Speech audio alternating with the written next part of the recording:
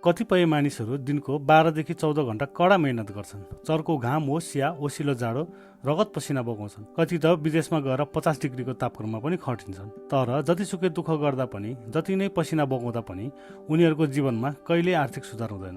घुमीफिरी उनीहरू सधैँ त्यही ऋण र अभावकै दलदलमा बाँचिरहेका हुन्छन्। हामी सोच्छौँ कि हामीहरूको भाग्य नै खराब छ वा कुनै राम्रो अवसर नै छैन। तर the secret of the millionaire mind पुस्तकका लेखक आफै एक समयमा यस्तै दलदलमा फँसेका थिए। हामीहरूमध्ये धेरैको घरमा सानैदेखि केही संवादहरू बारम्बार सुनिने गर्छन्। जब हामी आमा बुवासँग केही कुरा माग्यौँ भने उहाँहरूले भन्नुहुन्थ्यो, पैसा के रुखमा फल्छ जतिखेर पनि माग्नलाई, वा पैसा कमाउन कति गाह्रो छ, अहिले पो बा आमाको पैसामा मोज गरेका छौ, भोलि पर्सि कमाउन थालेपछि आफै बुझ्छौ कि कति दुःख हुन्छ भनेर। हो, यही कुरा सुन्दा सुन्दै हाम्रो दिमागमा पैसा कमाउनु भनेको संसारका सबैभन्दा गाह्रो र दुःख काम हो भन्ने कुरा गढेर बस्छ। बाहिरी रूपमा त हामी धनी बन्न चाहन्छौँ, तर हाम्रो सबकन्सियस माइन्ड भित्र पैसाको यही डर र नकारात्मक सोच लुकेको हुन्छ। यसैलाई लेखकले मनी ब्लुप्रिन्ट अथवा पैसाको नक्सा भनेका छन्। आउनुहोस् पहिले लेखककै वास्तविक जीवनको एउटा सङ्घर्षपूर्ण कथा सुनौ। लेखक टी हार्वेकर भन्छन्, म सानैदेखि धनी बन्न चाहन्थे। मैले धनी बन्नका लागि दर्जनौं व्यापारहरू सुरु गरेँ, कपडाको व्यापार गरेँ, रेस्टुरेन्ट खोलेँ, सानातिना सामानहरू बेचेँ। म कडा मेहनत गर्थेँ तर नतिजा सधैँ शून्य हुन्थ्यो। म जेमा हात हाल्थेँ त्यही डुब्थ्यो। मलाई लाग्थ्यो मेरो भाग्यमा धनी हुने लेखेकै छैन कि क्या हो। एक दिन लेखक थकित भएर आफ्ना आमा बुवाको घरको भुइँतालामा बसिरहेका थिए। त्यति बेला उनका बुबाको एकजना अति धनी साथी त्यहाँ आए। उनले लेखकको उदास अनुहार हेरेर एउटा यस्तो कुरा भने जसले लेखकको आँखा खोलिदिए। उनले भने, हार्ड, यदि तिमीले सोचे जस्तो आर्थिक सफलता पाइरहेको छैनौ भने यसको सिधा अर्थ हुन्छ तिमीलाई एउटा यस्तो कुरा थाहा छैन जुन धनी मानिसहरूले थाहा छ। उनले थपे, धेरै जसो धनी मानिसहरू उस्तै तरिकाले सोच्छन् र गरिब मानिसहरू बिल्कुलै फरक तरिकाले सोच्छन्। तिम्रो सोच्ने तरिकाले नै तिम्रो नतिजा तय गरिरहेको छ। यो कुराले लेखकको दिमागमा ठुलो धक्का दियो। उनले बुझे कि आफ्नो दिमागको ब्लुप्रिन्ट नै सानो रकममा सेट भएको थियो। कल्पना गर्नुहोस्, एउटा रुख छ र त्यसमा लागेका फलहरू तपाईँको जीवनको परिणाम अर्थात् तपाईँको पैसा र सम्पत्ति हुन्। यदि फलहरू साना र नमिठा भयो भने हामी के गर्छौँ? धेरैजसो मानिसहरू फललाई दोष दिन्छन् र फल फेर्न खोज्छन्। तर वास्तवमा फल कहाँबाट आउँछ? जराबाट। यदि तपाईँलाई राम्रो फल चाहिन्छ भने पहिले तपाईँले रुखको जरालाई बदल्नुपर्छ, जुन कुरा जमिन मुनि लुकेको हुन्छ। त्यसैले जमिनमाथिको कुरा फललाई पैदा गर्छ। हाम्रो जीवनमा पनि राम्रो सोचाइ र मनी ब्लुप्रिन्ट भनेको जरा हो र हाम्रो ब्याङ्क ब्यालेन्स भनेको फल हो। जबसम्म जरा बदलिँदैन फल बदलिँदैन। यही सत्य बुझेपछि लेखकले आफ्नो दिमागलाई रिप्रोग्राम गरेर पछि गएर 2.5 वर्षमै करोडपति बनेर देखाए। अब विस्तृत रूपमा दैनिक जीवनको उदाहरणसहित जानौँ धनी र गरिब सोच्ने तरिका बीचका 17वटा गुप्त नियमहरू जसले लेखक र लाखौं मानिसको जीवन बदल्यो। 1. गरिब माइन्डसेट भएको मान्छेहरूले सोच्छन् कि मेरो जीवनमा जे हुन्छ भाग्यले गर्दा हुन्छ।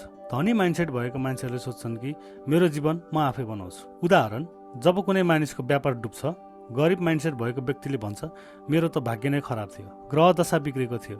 तर धनी माइन्डसेट भएको व्यक्तिले भन्छ, मैले कहाँ गल्ती गरेँ, अब यसलाई कसरी सुधार्ने। 2. खेलको उद्देश्य। गरिब माइन्डसेट भएका मान्छेहरू उनीहरू पैसाको खेल नहार्नका लागि खेल्छन्। धनी माइन्डसेट भएकाहरू उनीहरू पैसाको खेल जित्नका लागि खेल्छन्। उदाहरण, फुटबल खेलमा यदि कुनै टिमले गोल गर्ने उद्देश्य राख्दैन, केवल विपक्षीलाई गोल गर्न नदिने भनेर डिफेन्स मात्र गरेर बस्छ भने त्यो टिमले कहिले जित्दैन। गरिब माइन्डसेटले पनि जीवनभर बिल तिर्न र सुरक्षित रहन मात्र खोज्छ। धनी माइन्डसेटले साम्राज्य खडा गर्न खोज्छ। 3. प्रतिबद्धता। गरिब माइन्डसेटहरू उनीहरू धनी बन्न चाहन्छन्। धनी माइन्डसेटहरू उनीहरू धनी बन्नका लागि प्रतिबद्ध हुन्छन्। उदाहरण, धेरैले भन्छन्, मलाई धनी हुन मन छ, तर बिदाको दिन बिहानै उठेर काम गर्नु पर्यो वा नयाँ कुरा सिक्नु पर्यो भने उनीहरू सुतेर बस्छन्। धनी बन्ने व्यक्तिले आफ्नो सपनाको लागि रमाइलो, निन्द्रा र आराम त्याग्न तयार हुन्छ। 4. सोचको दायरा। गरिब माइन्डसेट उनीहरू सानो सोच्छन्। धनी माइन्डसेट उनीहरू ठुलो सोच्छन्। उदाहरण, एउटा सानो चिया पसल खोल्ने मानिसले सोच्छ महिनाको 15-20 हजार आय पुग्छ। तर त्यही चिया पसल खोल्ने धनी माइन्डसेट भएको व्यक्तिले फ्रेन्चाइजको सोच राख्छ र देशभरि 100औं आउटलेट खोल्ने योजना बनाउँछ। 5. ध्यान केन्द्रित गर्ने कुराहरू। गरिब माइन्डसेट उनीहरू समस्या र जोखिम मात्र देख्छन्। धनी माइन्डसेट उनीहरू अवसर देख्छन्। उदाहरण, मन्दी वा महामारी अथवा कोरोनाको समयलाई हेर्दा पनि गरिब माइन्डसेट भएका मान्छेहरू बजार बन्द भयो, बर्बाद भयो भनेर रोएर बसे।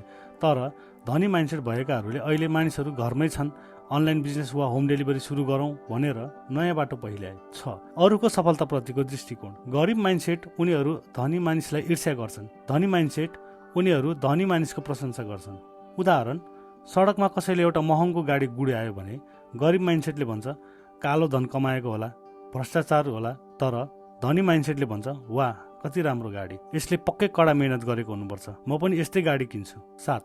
सङ्गत। गरिब माइन्डसेट नकारात्मक मानिसहरूसँग बस्छन्, धनी माइन्डसेट सफल र सकारात्मक मानिसहरूसँग बस्छन्। उदाहरण, यदि तपाईँ 5 जना गफाडी र चिया पसलमा बसेर राजनीतिलाई मात्र सराप्ने मानिसको सङ्गत गर्नुहुन्छ भने 6औं नकारात्मक मानिस तपाईँ आफै बन्नुहुनेछ। तर 5 जना व्यवसायी वा सृजनशील मानिसको सङ्गत गर्नुभयो भने 6औं सफल व्यक्ति तपाईँ बन्नुहुनेछ। 8. आत्मप्रवर्धन। गरिब माइन्डसेट आफ्नो कला वा उत्पादन बेच्न लाज मान्छन्, धनी माइन्डसेट आफ्नो ब्रान्डिङ वा मार्केटिङ गर्न गर्व गर्छन्। उदाहरण, तपाईँसँग संसारकै उत्कृष्ट सिप छ, तर तपाईँ मैले कसरी भन्ने, मानिसले के सोच्लान् भनेर बस्नुभयो भने तपाईँले कहिल्यै सफल हुनुहुन्न। धनी मानिसहरू आफ्नो भ्यालु अरूलाई बुझाउन कहिल्यै लाज मान्दैन। 9. समस्यासँग लड्ने क्षमता। गरिब माइन्डसेट समस्याभन्दा आफूलाई सानो ठान्छन्, धनी माइन्डसेट आफूलाई समस्याभन्दा ठुलो बनाउँछन्। उदाहरण, यदि तपाईँको क्षमताको लेभल 2 छ र समस्याको लेभल 5 आयो भने तपाईँ आत्तिएर काम छोड्नुहुन्छ। तर तपाईँले आफ्नो सिप र ज्ञान बढाएर आफ्नो लेभल 8 बनाउनु भयो भने त्यो 5 लेभलको समस्या तपाईँको लागि निकै सानो बन्छ। 10. स्वीकार गर्ने क्षमता। गरिब माइन्डसेट उनीहरू सही तरिकाले प्रशंसा वा उपहार रिसिभ गर्न जान्दैनन्, धनी माइन्डसेट उनीहरू एक्सिलेन्ट रिसिभर हुन्छन्। उदाहरण, कसैले गरिब माइन्डसेट भएको व्यक्तिलाई आज तिमी निकै राम्रो देखिएका छौ भन्यो भने ऊ लजाउँदै भन्छ होइन कहाँ, यो त पुरानै कपडा हो। उनीहरू प्रशंसा पनि राम्रोसँग पचाउन सक्दैनन्। तर धनी माइन्डसेटले मुसुक्क हाँसेर भन्छ थ्याङ्क यू। उनीहरू पैसा र अवसरलाई पनि त्यसरी नै स्वागत गर्छन्। 11. कमाइको आधार। गरिब माइन्डसेट उनीहरू समय बेचेर पैसा कमाउँछन्, धनी माइन्डसेट उनीहरू नतिजाको आधारमा पैसा कमाउँछन्। उदाहरण, एउटा सामान्य कर्मचारीले महिनाभरि अफिसमा कति घन्टा बितायो त्यसको आधारमा तलब पाउँछ, तर एउटा बिजनेसम्यान वा सेयर लगानीकर्ताले आफ्नो कामको नतिजा वा परिणाम कस्तो आयो त्यसको आधारमा मात्र पैसा कमाउँछ। 12. रोजाइको मानसिकता। गरिब माइन्डसेट म कि त धनी हुन सक्छु कि त असल र सुखी मानिस, धनी माइन्डसेट म धनी, सुखी र असल सबै बन्न सक्छु। उदाहरण, धेरैको सोचाइ हुन्छ धेरै पैसा कमायो भने परिवारलाई समय दिन पाइँदैन, तर धनी माइन्डसेटले भन्छ म धेरै पैसा पनि कमाउँछु र आफ्नो परिवारलाई संसारका सबैभन्दा राम्रो क्वालिटी टाइम पनि दिन्छु। 13. वास्तविक सम्पत्ति। गरिब माइन्डसेट केवल मासिक कमाइ हेर्छन्, धनी माइन्डसेट नेटवर्थमा ध्यान दिन्छन्। उदाहरण, कसैले महिनाको 2 लाख कमाउँछ र तर महिनाको अन्त्यमा सबै पैसा महँगा फोन र फजुल खर्चमा उडाएर शून्य बनाउँछ भने उसको नेटवर्थ 0 भयो। तर जसले 50,000 कमाएर 30,000 बचाउँछ र लगानी गर्छ भने उसको नेटवर्थ बढ्दै जान्छ। 14. पैसाको व्यवस्थापन। गरिब माइन्डसेट पैसा नै धेरै छैन के म्यानेज गर्नु भन्छन्, धनी माइन्डसेट थोरै पैसालाई पनि सही व्यवस्थापन गर्छन्। उदाहरण, एउटा मोटो मानिसले पहिले मेरो तौल 10 केजी घटोस् अनि मात्र म कसरत गर्छु भन्नु जस्तै मूर्खता हो यो। पहिले तपाईँले भएको थोरै पैसा म्यानेज गर्न थाल्नुपर्छ अनि मात्र पैसा बढ्दै जान्छ।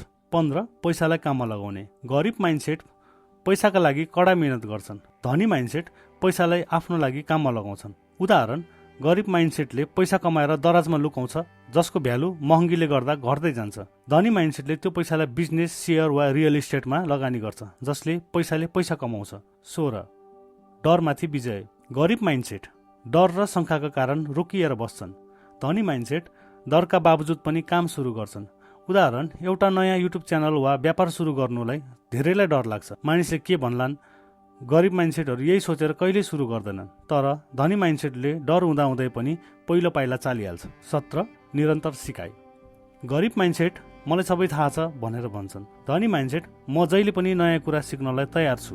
उदाहरण, गरिब माइन्डसेट भएका मानिसहरू कलेज सकेपछि किताब पढ्न छोड्छन् र फुर्सदको समयमा सोसल मिडियामा बिताउँछन्। उनीहरूलाई लाग्छ कि उनीहरूलाई सबै कुरा थाहा छ, त्यही कारणले गर्दाखेरि उनीहरूले नयाँ कुराहरू कहिले सिक्नै पाउँदैनन्। तर संसारकै धनी मानिसहरू आज पनि दिनको कयौं घण्टा नयाँ किताब, बिजनेस रिपोर्टहरू पढेर आफूलाई अपडेटमा राख्छन्। साथीहरू, यी थिए the secret of the millionaire mindset पुस्तकका 17वटा सुनौला नियमहरू। याद राख्नुहोस्, यदि तपाईँ आफ्नो बाहिरी संस्कार, आर्थिक अवस्था बदल्न चाहनुहुन्छ भने पहिले आफ्नो भित्री संस्कार, सोच्ने तरिका बदल्नुपर्छ। यदि तपाईँको दिमागमा सफ्टवेयर वा मनी ब्लुप्रिन्ट नै बदलिएको छैन भने बाहिर जतिसुकै मेहनत र दुःख गरे पनि हातमा पैसा टिक्दैन। आजैबाट आफूलाई प्रश्न गर्नुहोस्, तपाईँको दिमागमा कुन फाइल एक्टिभ छ, गरिब माइन्डसेट कि धनी माइन्डसेट? तपाईलाई यी 17 वटा नियम मध्ये कुन नियम सबैभन्दा चित्त बुझ्यो तल कमेन्ट बक्समा लेख्न नभुल्नु होला। यदि यो भिडियोले तपाईको सोचाइमा थोरै भए पनि परिवर्तन ल्यायो भने भिडियोलाई लाइक र च्यानललाई सब्स्क्राइब गरेर हामीलाई सपोर्ट गर्नुहोला। आफ्नो समय दिनुभएकोमा धेरै धेरै धन्यवाद। सधैँ सिक्दै रहनुहोस्, अघि बढ्दै गर्नुहोस्।